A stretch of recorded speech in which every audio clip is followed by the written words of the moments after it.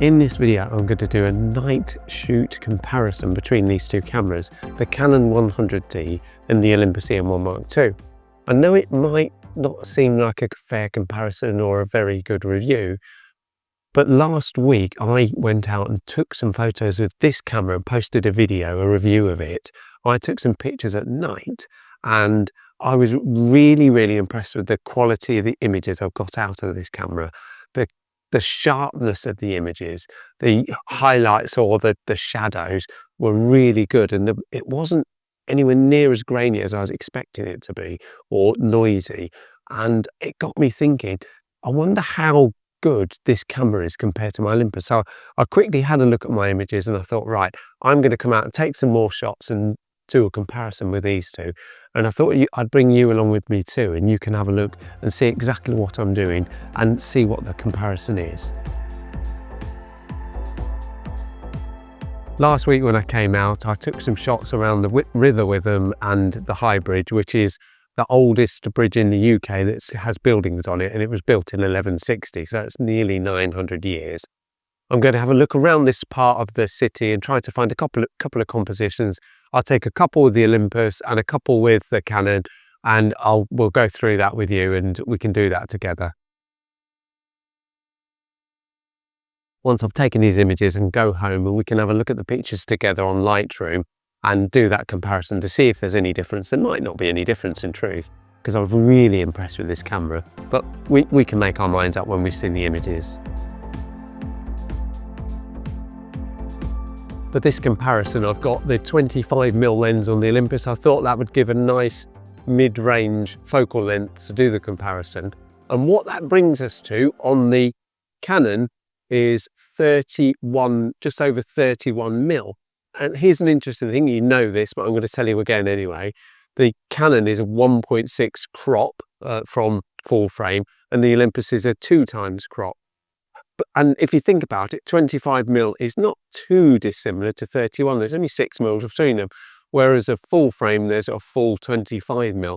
So I'm trying to make is this Canon APS-C camera, the sensor on it isn't that much bigger than my Micro Four Thirds. So if if you see people that turn their noses up to Micro Four Thirds because of the tiny sensor, the reality is an APS-C Canon camera isn't that much bigger, so it's probably fairly comparable.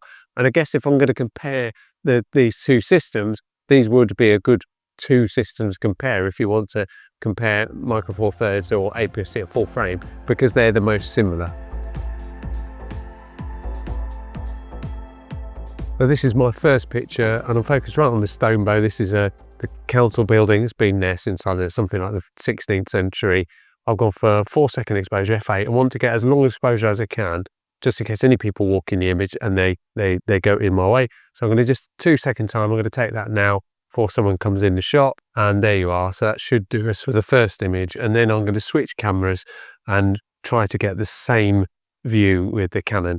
Here's one of my problems. You often get runners running past here with lights on, so a long exposure will see light trails across the screen. Here's my picture with the Canon, and it's very similar. What I've realized is that, of course, because this is a 4.3 and not a 5.4, the crop is going to be slightly different. So I'm going to have to change this in post. But here you go, focus in the same sort of place, 2-second timer. Once again, I've gone for a 5-second image. This is f8. I've tried to keep the same settings. And there's that picture as well. And I'll try and find another one.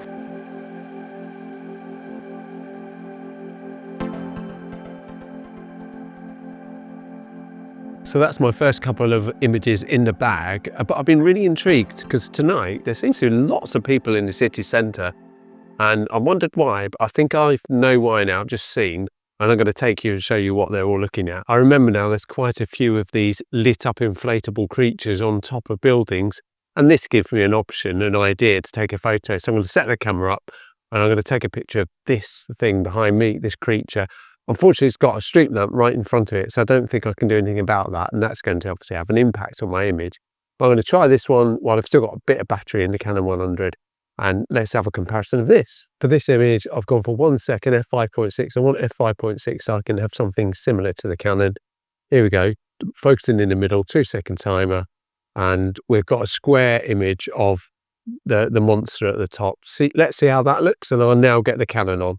Better be quick here. Camera's almost out of battery. Once again, f5.6. Give me a very similar 1.3 seconds, 2-second timer. Give that a go. Fairly similar setup. There's that one. Let's go and find one more.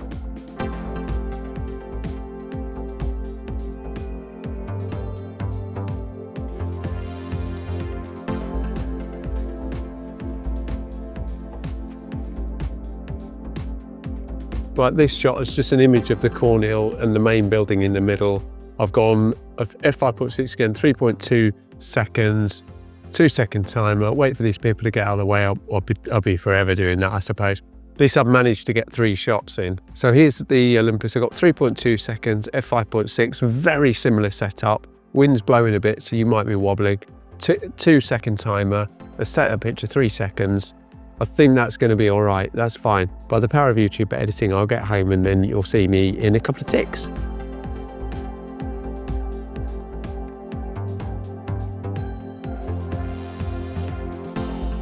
I'm back home now, so let's have a look at the results on my computer. But before I do, just a couple of things. Firstly, if you've got this far in the video and you're enjoying my video and content, why not consider subscribing? If you did, that would be great. And I got a feeling you probably subscribe to all those big channels. And that's probably because they make some really good content, but sometimes the little channel needs a little bit of support as well. So if you could subscribe, that'd be awesome. And the second thing about the review, really, I realized when I got home, one big massive flaw in me trying to compare these two cameras is that on my Olympus, I'm using the prime lens, which I know is particularly sharp because I've done loads of tests already. So the truth is, it isn't a proper comparison, a review of the two different cameras, because it's not fair, because you can't really compare the 1855 kit lens with my prime lens. But like I said, the results are interesting, if I'm honest. So let's jump on and have a look. Here I am in Adobe Lightroom, and immediately I can see this is the Canon on the left and the Olympus on the right. And there's a huge difference in color. My assumption is that the settings I've got on my Olympus have set that color like that. It is a raw image, and I've done pretty much identical editing. I've done very little editing. The only thing I've really done is brought the highlights down so that I don't blow out these things. But they're pretty much the same image. I'm going to zoom into here and have a look at, go into 100% and have a look at this sign, and you can see the Olympus is slightly bigger, but I would say immediately the Olympus is just slightly sharper, but that's what we expected because the Canon using the 1855 kit lens as opposed to the prime lens. But having said that, there's really not much in it. Like I said, this is slightly zoomed in. That's probably why it looks a bit better, but there's really not much in this at all. If you look, you can read that. The other thing I noticed, I'm looking at the right in the middle of the image, but if you look down here, you can see this wording on this shop. Be at one, I think it says, it definitely says be at one there. So that once again, it's bigger. I think that's slightly sharper, but that's because, like I say, the lens, that's it really. But actually looking at these two images side by side, if you didn't know which was which, you wouldn't be able to tell which one was the Canon or which one was Olympus. You might have said, well, my cropping needed to be a bit better because I'm more cropped in on the Olympus than the Canon. But apart from that, you wouldn't be able to tell. Now, let's have a look at the next one and see what that looks like. Here's the image of the monster, and they look fairly similar. Just looking at this image in this size, the colors once again on the Olympus are a bit more vibrant, but as I said, that's probably because of my settings. What I have noticed though on the Olympus, I should have used my hood because I've got all of this haze, these light rays coming in, and that's definitely because I didn't have the hood on. But the fact is, I didn't have a hood on the Canon, so that has definitely dealt with that flare, that extra haze much better than the Olympus. The other thing I noticed, because the sensor, because of the sensor size, the time was the same, but you get slightly more flare. I think it's because of the time. You get more flare. Let's have a look, see if we can zoom into these two images. And there must have been a problem here, because the Canon's a bit blurry, so it might have had a bit of camera shake. So we really, in a way, we can't really properly compare these two, because that Canon's blurry, and I think that's camera shake. But looking at these two images from a distance, they look pretty identical, don't they? There's really not much to choose between them. So once again, I'm thinking that, apart from that color, they're as good as each other. Let's now have a look at the final image. Here's the two images of the Cornhill, and on the left is the Canon, on the right is Olympus. The Olympus is more red, the colours are more red on this. This is quite a nice one to look at. We can go straight in the middle. We've got some wording in the middle we can look at, and we've got Goddard's, and we've also got the word Premier, or Premiere, if you like, if you're that way inclined. And once again, I think, if you look at these, there's really nothing between them. And this is a sharp prime lens, and this is a kit lens. Yeah, the Olympus is slightly sharper. If you want to really look closely, that Olympus is slightly sharper. But the truth is, there's not much between them. If you look at these two images side by side from a distance, they look very similar. Once again, I've got all this flare coming in from the left, where obviously if I had the hood on, I wouldn't have got that. But but apart from that, you can't tell the difference between these two images. Yeah, I know it's a very short review. It's a bit of a difficult one, because I'm comparing the two cameras, comparing the lenses in a way, because lenses are important.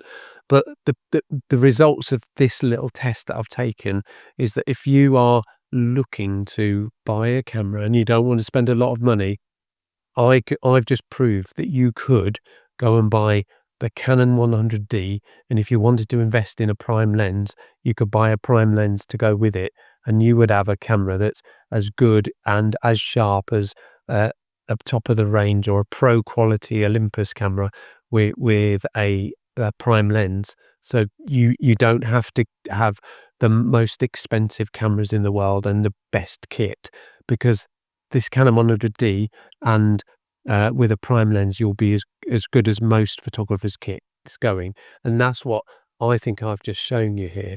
And I'm sure if you're a Canon user and you're watching this video, and you probably feel quite satisfied. But there is reasons why people have Micro Four Thirds, and my reasons are still the same, and they still hold true for me. But if you're starting out photography, or you want to move up from your phone, then I like to think I proved that you could do it with a fairly less expensive Canon. Thank you very much indeed for watching. I hope you enjoyed this video, and if you have, go on, give it a like. That'd be awesome. Thanks again, and I'll see you in the next one. Cheerio.